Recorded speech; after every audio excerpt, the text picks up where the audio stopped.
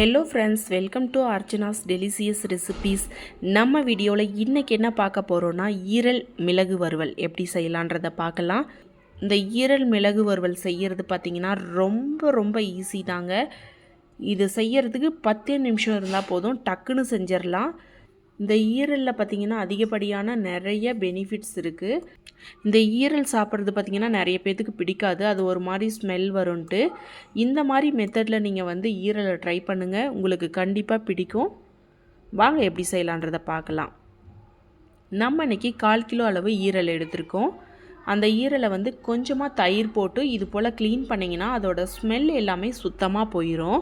அதாவது நீங்கள் வெறும் தண்ணியில் வாஷ் பண்ணுறதோட இந்த மாதிரி தயிர் போட்டு நல்லா இது போல் மிக்ஸ் பண்ணி விட்டுட்டிங்கன்னா அதோட ஸ்மெல் எல்லாமே கம்ப்ளீட்டாகவே வந்துடும்.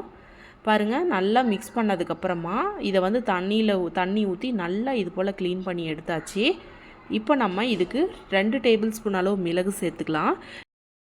இந்த ஈரலுக்கு நம்ம வேறு எந்த காரமும் சேர்க்க போகிறதில்ல, மிளகு மட்டும்தான் சேர்க்க போகிறோம். அதனால் மிளகை 2 டேபிள் ஸ்பூன் அளவு எடுத்துக்கலாம். எடுத்துகிட்டு மிக்சி ஜாரில் சேர்த்துட்டு இந்த மாதிரி பொடியாக அரைச்சி எடுத்துக்கலாம். எடுத்துகிட்டு அதை அப்படியே சேர்த்துக்கலாம். கூடவே 1 டேபிள் ஸ்பூன் அளவு உப்பு சேர்த்துக்கலாம். 1/4 டீஸ்பூன் அளவு மஞ்சள் தூள், 1 டேபிள் ஸ்பூன் அளவு இஞ்சி பூண்டு விழுது சேர்த்ததுக்கப்புறம் இதை நல்லா மிக்ஸ் பண்ணி விட்டுருங்க. இந்த ஈரலுக்கு தேவையான பொருள் அவ்வளோதாங்க, எக்ஸ்ட்ரா எதுவுமே சேர்க்கணுன்னு அவசியம் இல்லை. இதுவே ரொம்ப டேஸ்ட்டாக இருக்கும். இப்போ இந்த ஈரலை பார்த்திங்கன்னா ஒரு 1/2 ஹவர்லேருந்து 1 ஹவர் போல் அப்படியே விட்டுருங்க, நல்லா ஊறி வரட்டும். அதுக்கப்புறமா நம்ம எடுத்து செய்யலாம். இப்போ நம்ம 1 ஹவர் போல் ஈரல் நல்லா ஊறிடுச்சு. இப்போ செய்ய ஆரம்பிச்சிடலாம். ஒரு கடாயை வச்சு நல்லா சூடுபடுத்திட்டு கொஞ்சமாக எண்ணெய் சேர்த்துக்கோங்க. எண்ணெய் சூடான பிறகு 1/4 டீஸ்பூனுக்கும் குறைவாக சீரகம் சேர்த்துக்கலாம்.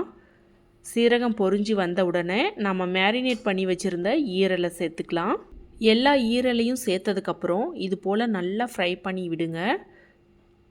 பாருங்கள், எண்ணெயிலே இந்த அளவுக்கு நீங்கள் நல்லா ஃப்ரை பண்ணி விடணும். அப்போ தான் அந்த ஈரல் அப்படியே நல்லா வெந்து வரும். இந்த ஈரலை பார்த்திங்கன்னா நல்லா மூடி வச்சு ஒரு 5 நிமிஷம் போல் வேக வச்சுக்கோங்க.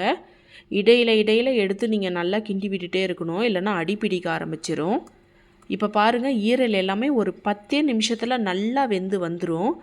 நீங்கள் அதிக நேரம் வேக வைக்கணும்னு கூட அவசியம் இல்லை. இதுக்கு இந்த ஈரல் வறுவலுக்கு தண்ணியே நீங்கள் சேர்க்க வேண்டாம்.